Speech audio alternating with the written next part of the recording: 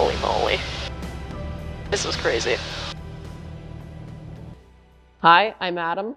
I'm 14, and I just flew solo in this Vans RV8. About a month ago, I turned 14, and that same morning, I did my first ever solo flight in a Citabria.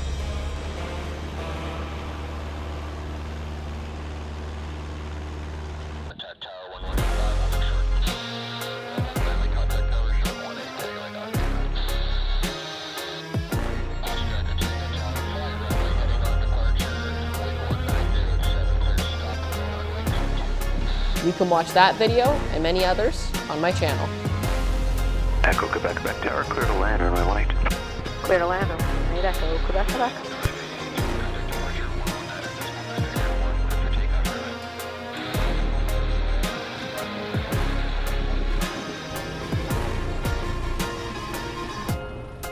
But eventually, it was time for an upgrade.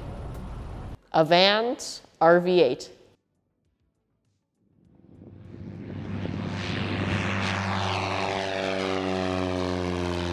Some of you might be wondering what a Vans RV8 really is. Well, it's a lightweight, home-built, aerobatic aircraft with a top cruising speed of 185 knots.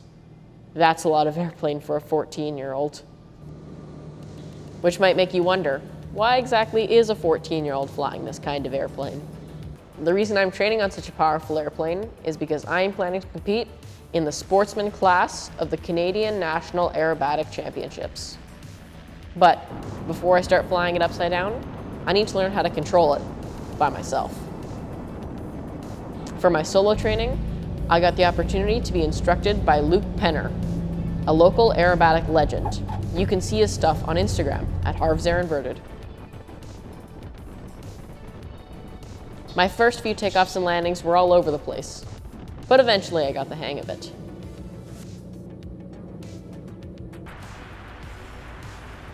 One of the biggest challenges in the RV8 was getting used to the flap lever position. As you can see on this landing, to bring the flaps up, you have to take your hand off of the throttle and look down to find the lever.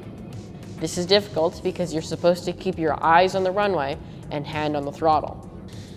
This makes touch and goes challenging, especially on short runways. Generally, the RV8 has pretty good short takeoff and landing capabilities, but when you're learning and messing with the flap lever, you can chew up a lot of runway. Before your first solo in any aircraft, your instructor will test your abilities to recover from ballooned and bounced landings. If you look closely at the control stick, you can see the moment that I take control of this purposely bounced landing. Generally, to recover from a bounced landing, the pilot has to add a slight bit of power and let the aircraft settle into a nice 3-point. And the last maneuver you practice before your first solo in any aircraft is the power off 180. The maneuver involves the pilot cutting all power to their engine on the downwind and seeing if they can glide to the runway safely. Yeah, you're still too fast. On this power off 180, I was high, so I had to slip the airplane and put the flaps down to make sure that I didn't overshoot the runway.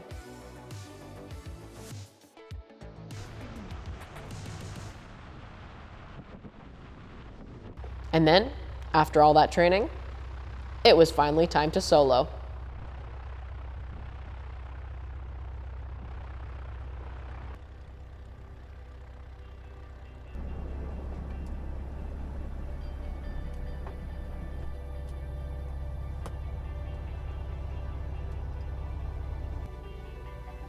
Stand back north traffic, Tango November Bravo, lining up, runway 33.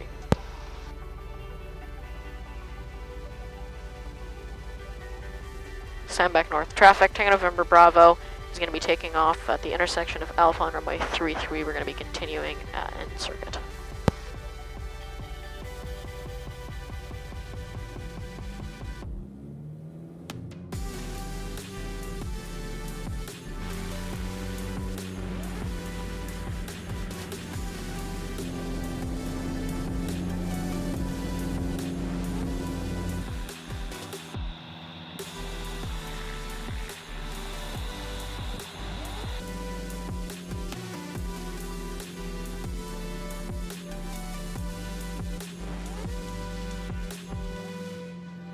When flying in the RV8 with an instructor, the airplane weighs 1,700 pounds.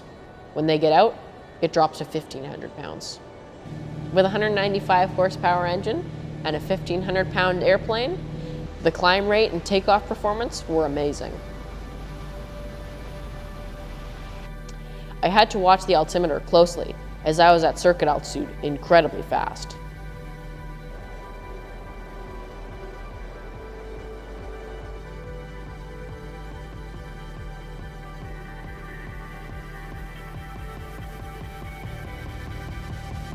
Holy moly. This is crazy.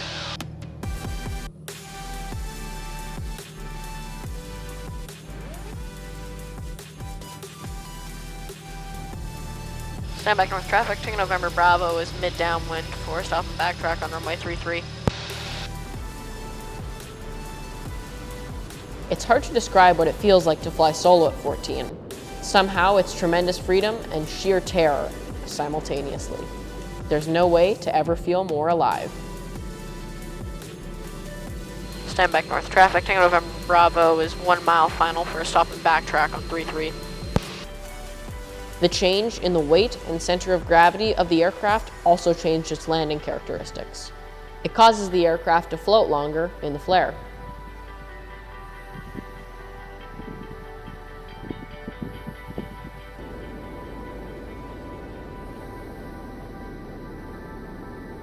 On this attempt, you can see that the aircraft balloons on landing.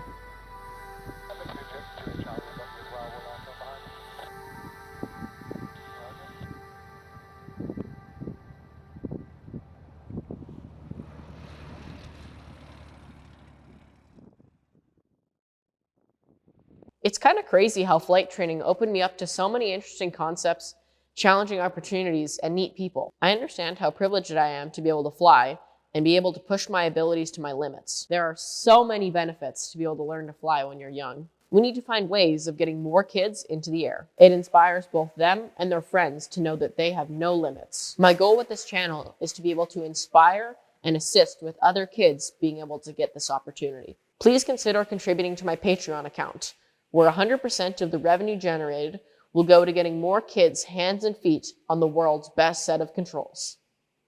Thanks for watching.